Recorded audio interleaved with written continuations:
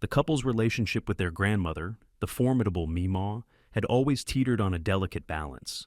The entire family had amassed wealth and land over generations, with their grandmother being the custodian of their vast properties.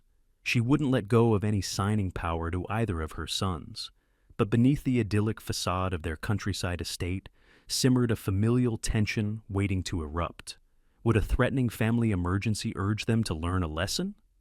In the heart of the countryside in Indiana, nestled amidst lush greenery, stood the Benedict family farm, a serene haven overseen by the formidable matriarch, Meemaw Edna, Adam, and Carla Benedict, along with their children, cherished their visits to this idyllic retreat, where Meemaw Edna's menagerie of beautiful animals captivated their hearts.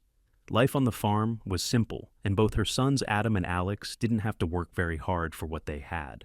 They depended on the trust fund, although both sons and their spouses got along well in public. Beneath the tranquil facade lay simmering tensions. Meemaw Edna wielded control over the family's properties, and her relationship with her son, Adam, was strained by financial disputes and lingering resentments. In a moment of heated confrontation, Meemaw Edna fought with her son, 50-year-old Adam, forbidding him from setting foot on her farm again. He didn't know how to handle it. It was a crisp autumn afternoon when Adam received the terse letter from Meemaw Edna. Carla stood by his side as he read the words that sent a chill down his spine. "Adam, what's wrong?" Carla's voice quivered with concern. Meemaw Edna's letter declared her disownment of Adam, forbidding him from setting foot on her farm, a sanctuary his children cherished for its menagerie of animals and sprawling fields. Adam's heart sank as he realized the magnitude of the rift that had torn through their family. He believed that his 88-year-old mother was getting senile. Tensions had been brewing for months, stemming from disagreements over the management of the family's assets. Adam had proposed modernizing their farming techniques to increase profitability, but Meemaw Edna clung fiercely to tradition, unwilling to adapt. Her elder son Alex was always on her side, and he was trying to convince his mother to give him signing power over their properties because he was the eldest. But she was too smart and knew that her sons would kick her out of her home. As dusk descended, Adam found himself standing before the imposing gates of Meemaw Edna's farm, a storm of emotions raging within him. Carla's hand tightened around his, offering silent support as they gazed upon the sprawling estate cloaked in shadows. "We can't just leave it like this," Carla whispered, her eyes reflecting the uncertainty that clouded Adam's mind. But she didn't realize that she was just making things worse with her husband. Inside the farmhouse, Meemaw Edna sat beneath the flickering glow of a solitary lamp, her weathered face a mask of stoicism. "You shouldn't have come here, Adam," she declared, her voice brittle with resolve. Adam squared his shoulders, determined to confront the matriarch who held their family's fate in her hands. He sat in front of his mother. "Meemaw, please, we need to talk," he implored, his words hanging heavy in the air. But his mother was adamant in ignoring him. A tense silence enveloped the room as Meemaw Edna regarded her son with a mixture of defiance and resignation. "There's nothing left to say, Adam. You've made your choices, and now you must live with the consequences," she replied, her tone final. The family of four stood in their grandmother's living room, hoping that he would have a change of heart, but she didn't even look at her grandchildren. Adam and Carla sat in the cozy living room, the tension tight in the air. Across from them sat their stern grandmother, Meemaw Edna, her expression as hard as the oak table between them. The family rift had grown wider over the years, exacerbated by financial disputes and differences in values. Meemaw Edna, the matriarch, held the reins tightly over the family's properties, including the sprawling farm a few miles away where they resided. The old lady was furious. "I've made my decision," Meemaw Edna announced, her voice cutting through the silence like a sharp knife. "Adam, I've disowned you. You are not welcome on my farm anymore." Adam's jaw clenched, but before he could protest, his wife Carla interjected. "How could you do this, Edna? The children love visiting the farm and spending time with the animals. This isn't fair to them." His two children, Arthur and Jenna, looked at their parents with confused faces. They didn't understand why their grandmother was so angry with their father. Old woman refused to budge, forcing her son and his family to leave empty-handed. He had a suspicion that she wasn't being honest with him. Outside, the wind whispered through the branches of the ancient oak tree that stood sentinel over the farm. its gnarled limbs casting eerie shadows upon the landscape. Adam's mind raced as he grappled with the weight of his family's discord, searching for a glimmer of hope amidst the darkness. Days turned into weeks, and still, the rift between Adam and Meemaw, Edna, remained unbridgeable. It was causing problems between the brothers. Carla tried to soften her mother-in-law up with baked treats and even booked her a full-day spa massage package, but she was still angry with them. The children, deprived of their beloved sanctuary, longed for the laughter and joy that once echoed through the farm.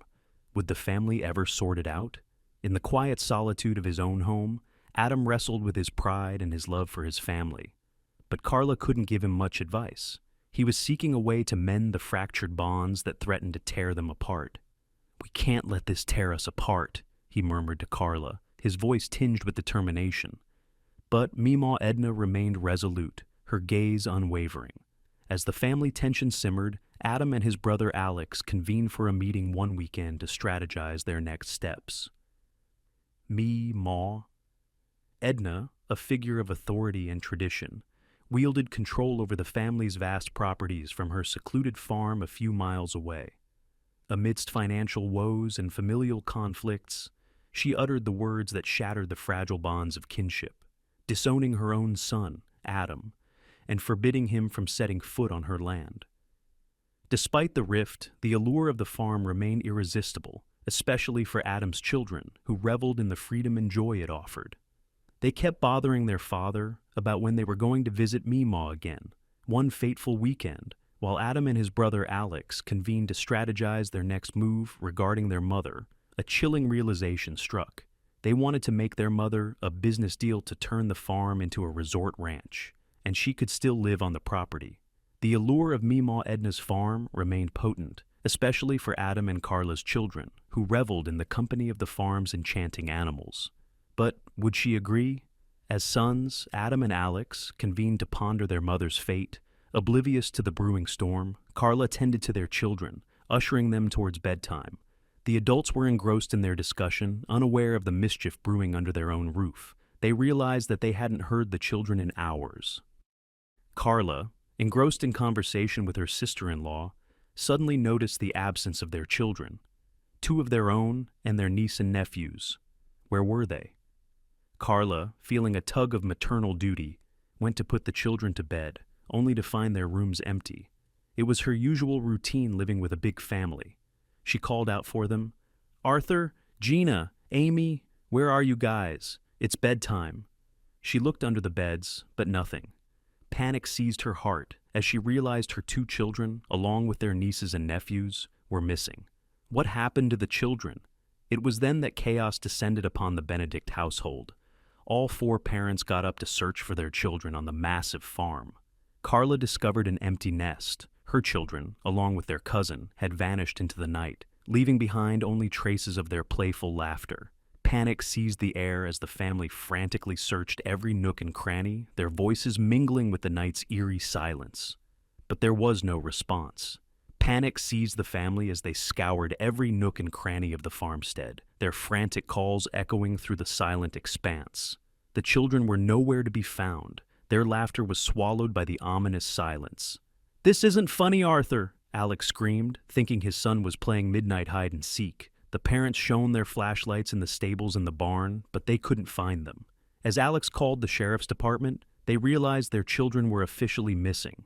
It was Carla who first voiced the unthinkable hypothesis. The children had vanished into the woods, drawn by youthful curiosity and oblivious to the dangers lurking within the dense foliage. Just then, Marco the family dog came bounding up to them. The moms got a few of the children's clothes and shoes to help him pick up their scent. Without hesitation, the family plunged into the wilderness, their hearts pounding with dread and determination. But would they rescue the children in time? In their frantic search, Marco, the loyal family dog, emerged as their silent hero, his keen senses leading the way. He was a clever border collie who helped out on the farm. With unwavering resolve, he bounded ahead, following a scent only he could detect. Disappearing into the labyrinth of trees, it was dangerous terrain. Frantic searches ensued, but the children were nowhere to be found. It was as though they had vanished into thin air. Were they too late?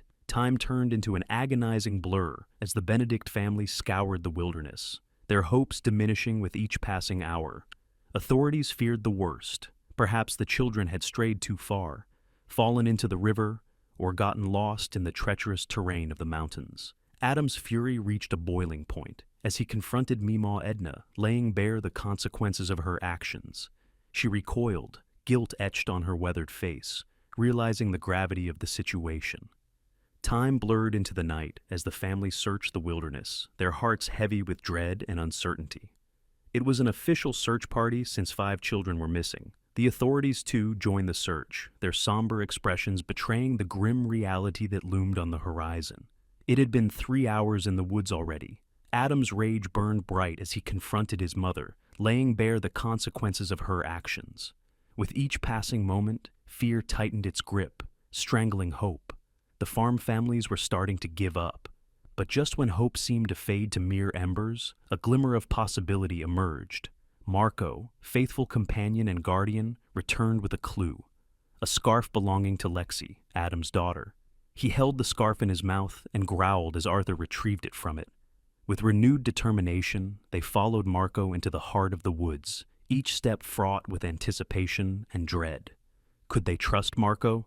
A glimmer of hope pierced the darkness, a flash of color amidst the verdant foliage. Marco had gone off on his own search an hour ago. Marco, adorned with a scarf, dashed towards them, his tail wagging in jubilation. It seemed as though somebody had put it on him. Following the faithful hound's lead, Adam and Carla ventured deeper into the forest, their hearts pounding with anticipation. Were their children still okay? The dense foliage seemed to swallow them whole as they ventured deeper into the unknown. The only sound, the rhythmic panting of Marco leading the way. Shadows danced eerily among the trees, and the air crackled with tension, as though holding its breath in anticipation of what lay ahead. Carla started to cry, thinking about her little girl, Jenna, walking in the dangerous woods. But she didn't realize then why her children had run away from home. As they pressed on, Adam's thoughts raced, consumed by the uncertainty of their quest. His brother Alex was right beside him. This was all his mother's fault, he thought angrily.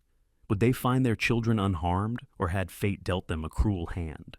With each passing moment, the weight of the unknown bore down on him, a heavy burden he carried with a father's unwavering resolve. It was a generational curse affecting his children, too. Adam trudged onward, his heart a tumult of fear and hope, wondering if he would emerge from the depths of the forest with his children safe in his arms, or if they would remain forever lost to the wilderness's unforgiving embrace. He trusted Marco because he was an obedient dog professionally trained to be a sheep herder. But was he following the right path? With each passing moment, despair threatened to consume them whole. Just then, the sky began to rumble, and storm clouds started to gather overhead. Amidst the darkness, the faithful companion, Marco, embarked on a relentless pursuit, his keen senses guiding him into the depths of the looming woods. He stopped and barked at a dry hedge. And there they were, the children, huddled together, their faces etched with fear and relief. Marco had emerged as their savior, leading them back from the brink of despair. Tears flowed freely as the family embraced, their bond strengthened by the trials they had endured. The children were shaken, but alive and unharmed. As dawn broke, the authorities arrived, their solemn duty fulfilled.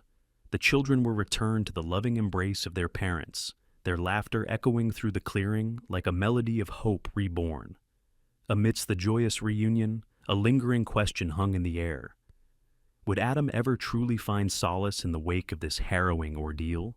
With his children safe once more, the shadows of doubt and distrust loomed large, casting a shadow over the Benedict family's fragile unity. Only time would tell if their bonds would emerge unscathed from the pain of familial adversity.